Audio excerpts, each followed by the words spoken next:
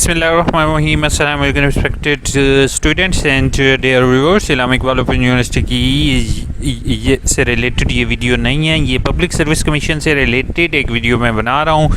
Punjab public service commission जो इदारा है जो कि टेस्ट कंडक्ट करवाता है 16, 17 and all of the jobs जो कि गवर्नमेंट सर्वेंट्स की जॉब्स होती हैं उनसे रिलेटेड। तो पहले ये होता था कि हम लोग चालान पे करते थे जिसके चालान का नंबर होता था चालान 32A चालान इस तरीके से होता था।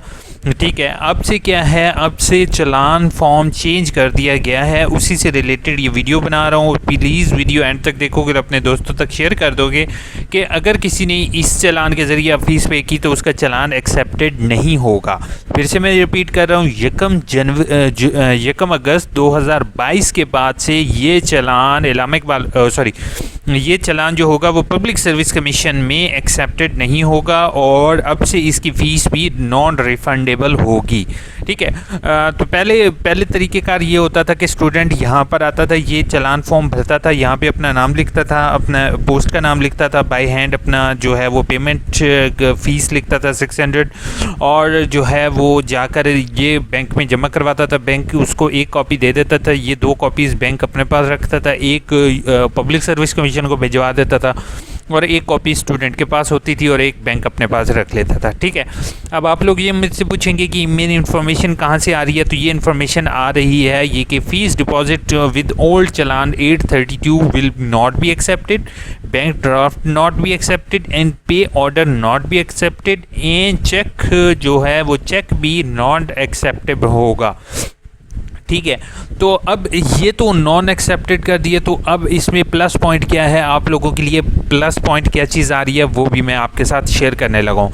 तमाम स्टूडेंट मेरी एक बात सुन लें कि जो भी इस्लामिक वाला ओपन यूनिवर्सिटी से तालीम हासिल कर रहा है उनको तो कम से कम ये पता होना चाहिए। तमाम स्टूडेंट्स को ज़्यादातर को ये चीज़ मालूम नहीं होती आफ्टर कंप्लीटिंग द डिग्री कि हुकूमत पाकिस्तान ने हर एक सूबे के अंदर एक इदारा बनाया है जो कि हमारे टेस्ट कंडक्ट करवाता है। ठीक है, गवर्नमेंट जॉब्स के लिए जैसे कि पंजाब पब्लिक सर्विस कमीशन है, सिंध पब्लिक सर्विस कमीशन है, बलूचिस्तान पब्लिक सर्विस कमीशन है, इसी तरह Khyber Pakhtunkhwa public service commission है। ये इदारे गवर्नमेंट की जॉब्स के लिए टेस्ट कंडक्ट करवाते हैं। इनके अंदर जितनी भी जॉब्स आती हैं वो ज़्यादातर सारी की सारी ही तकरीबन गवर्नमेंट होती हैं और हमारी जहनों में वही NTS और जो हमारे पास प्राइवेट टेस्टिंग सर्विस कमीशन होते हैं उन्हीं के एड्स वगैरह हम देखते हैं तो हमारे माइंड में सिर्फ वही चल रहे होते हैं। लेकिन ये अगर प्रॉपर तैयारी करो तो इसके ज़रिए आपको अच्छी जॉब मिल सकती है।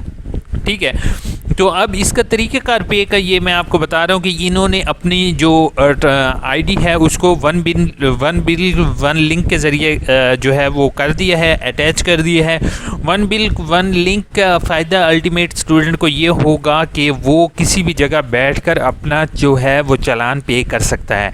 ठीक है, अच्छा, अब चालान पे करने का तरीक़ेकार ये होगा कि जैसे आप इस्लामिक इकबाल ओपन यूनिवर्सिटी की फ़ीस पे करते थे इसी तरीके से आपको एक जो है वो ट्रांजैक्शन ID नंबर या PS ID जो आपको मिल जाती थी वो PS ID आपने हमेशा इंटर करनी है। ठीक है, यहाँ पे मैं आपको दिखा रहा हूँ कि ये अब से पहले आप क्या होता था, लंबी लाइनों में लगते थे और मैं पर्सनली भी पब्लिक सर्विस कमीशन ऑफिस गया था और उनसे मैंने ये रिक्वेस्ट की थी कि सर बहुत से इतने हमारे पास बैंक्स अवेलेबल हैं और सिर्फ एक बैंक के लिए जो है वो आप एक बैंक से फ़ीस पे करवा रहे हैं, तो नेशनल बैंक के लिए अगर किसी स्टूडेंट को फ़ीस पे करनी होती है तो वो दूर गांव में अगर मौजूद हो तो उसको बेचारे को बड़ा टाइम लगता है दूसरी जगह जाने में, उसका पेट्रोल का ख़र्चा और काफ़ी एक्सपेंसेस हो जाते हैं। तो क्या आप इस पर शिफ्ट क्यों नहीं कर देते? अब ये तमाम बैंक्स जितनी भी आपके सामने लिस्ट आ रही है आप इसमें पब्लिक सर्विस कमीशन की फ़ीस पे कर सकते हो। ठीक है, चालान फॉर्म के ज़रिए, लेकिन आपने चालान फॉर्म नेट से जनरेट होगा, ये वाला चालान फॉर्म आपने पहले से पे करके फ़ीस नहीं भरने जाना। फिर से मैं रिपीट कर रहा हूँ, ये पहले आप चालान फॉर्म जमा करवाते थे फिर जाके ऑनलाइन अप्लाई होता था, अब ऑनलाइन पहले अप्लाई होगा उसके बाद आपने फ़ीस पे करनी है। ठीक है। यहाँ पर मैं आपको इन दोनों के फाइल्स के लिंक मैं आपको दे दूंगा। ये वो जो आपको मैंने बताया है कि एटीएम के ज़रिए जिस तरीके से जो पे होती है, यानी कि पिन इंटर करने के बाद GOPA under the option of billing के अंदर जाने के बाद आपने PSID 17 डिजिट की इंटर करोगे तो आपको जो है वो एटीएम के ज़रिए भी आपकी फ़ीस पेमेंट हो जाती है। इंटरनेट बैंकिंग के ज़रिए आपको GOPA यानी कि government payment GOP government payments बिन ऐसे करके कुछ है, उसमें आपने PSID इंटर करोगे तो आपसे उसी टाइम फ़ीस यानी कि आपसे फ़ीस कह देगा, आपने फ़ीस इंटर कर देनी है, ठीक है। तो ये चलान फॉर्म आपके जनरेट जो होंगे, यहाँ पर इन्होंने इंस्ट्रक्शन में मेंशन नहीं किया हुआ, लेकिन मैं आपको ये चीज़ बता रहा हूँ कि अब से आपके जैसे ही आप ऑनलाइन जो है वो अप्लाई कर दोगे यहाँ से, यानी कि ऑनलाइन अप्लाई करोगे तो उसके बाद आपका चलान फॉर्म जनरेट होगा। ये नहीं होता, पहले होता था कि आपका चलान फॉर्म आप पहले पे करते थे, तो अब हरगिज़ नहीं है और ये चलान नॉन रिफंडेबल है।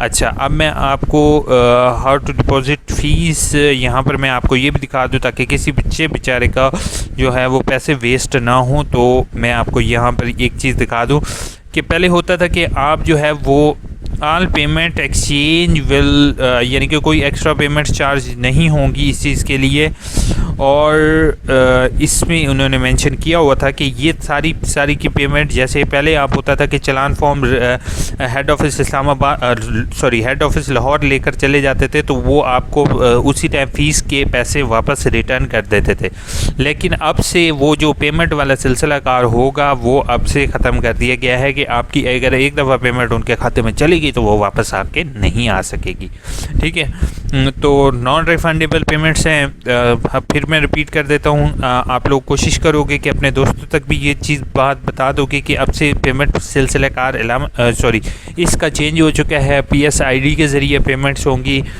तो आप लोग जो है वो बाकी अपनी जॉब्स के लिए आप जिस तरीके से अप्लाई करते थे वो तरीक़ेकार पर इंशाल्लाह एक और वीडियो आपके लिए ज़रूर बना दूँगा। अपना बहुत बहुत ख्याल रखना, दुआ में याद रखना। टेक केयर, अल्लाह।